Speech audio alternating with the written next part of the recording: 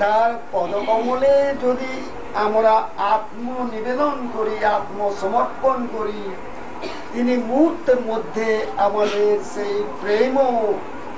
প্রেমরাজ্যে আমাদের নিয়ে চলে যাবেন।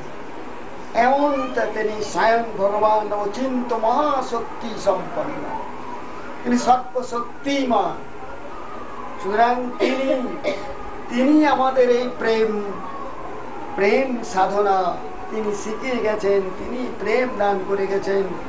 সুতরাং সমস্ত বিশ্ব মানব, সব বিশ্বের নরনারী যদি আজ তার পদতলে শরণাগত হয়, আত্মনিবেদন করে, তবেই তারা মঙ্গল, শান্তি, আনন্দ, প্রেম, করুণা, স্নেহ, মমতা ইত্যাদি দ্বারা তারা অভিসিঞ্চিত হবে।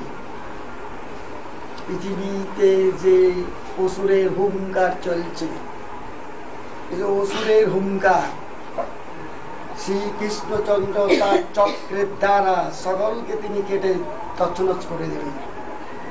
তার চক্রের কাছে কেউ দাঁড়াতে পারবে না। সেই কৃষ্ণের উপাসনা আমাদের করতে হবে, সেই গৌর সুন্দরের কথা আমাদের আজ শুনতে হবে। যদি আমরা বাঁচতে চাই, রক্ষা পেতে চাই, অমর জীবন লাভ করতে চাই, দিব্য প্রেম জীবন পেতে চাই, তাহলে তার শিক্ষা আমাদের গ্রহণ করতে।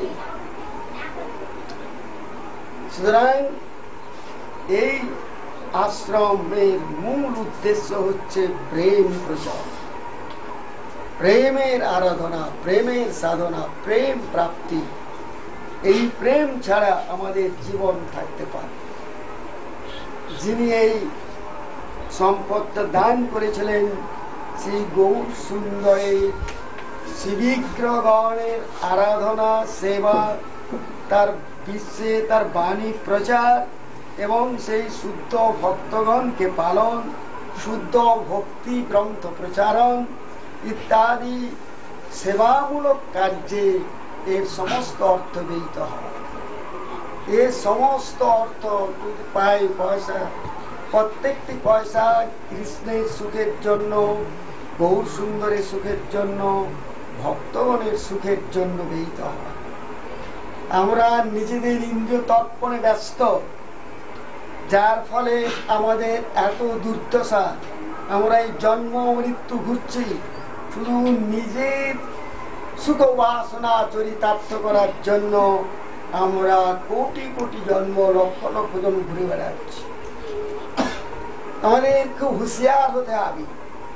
যখনই আমরা নিজের ইন্দ্রিয় তর্পণ, নিজের সুখ বাসনা চরিতার্থ করতে যাচ্ছি, তখনই মায়া আমাদের গ্রাস করছে, সঙ্গে সঙ্গে গ্রাস করছে। আমরা অনুচেতন জীব, মায়ার কবল থেকে আমরা আদৌ রক্ষা পাবো না। যখনই আমরা এইখানকার এই যে ভগবানের প্রত্যেকটি বস্তু, প্রত্যেকটি ব্যক্তি ভগবানের সেবার জন্য, কৃষ্ণের সেবার জন্য, গৌর সুন্দরের সেবার জন্য, তার ইন্দ্রিয় তর্পণের জন্য, এই যদি একটি পয়সা, একটা ফুল, একটা ফল যদি আমাদের নিজেদের ইন্দ্রিয় তর্পণে লাগাই, সঙ্গে সঙ্গে মায়া আমাদের একেবারে জন্ম মৃত্যু ঘোরা। এই জন্ম মৃত্যুর ঘোরা থেকে আমাদের বিন্দু মাত্র কবল পায়।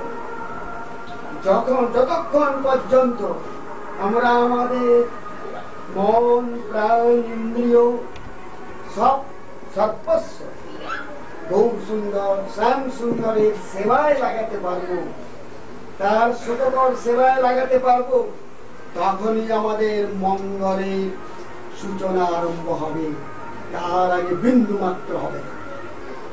কোটি কোটি কোটি যুগ আমাদের, কোটি কোটি লক্ষ লক্ষ জন্ম আমাদের এই মায়ার কারাগারে, মায়ার পদাঘাতে, জন্ম মৃত্যু মরণ মালার করাল গ্রাসে আমাদের পড়তেই হবে। কোন রক্ষা নেই আমাদের।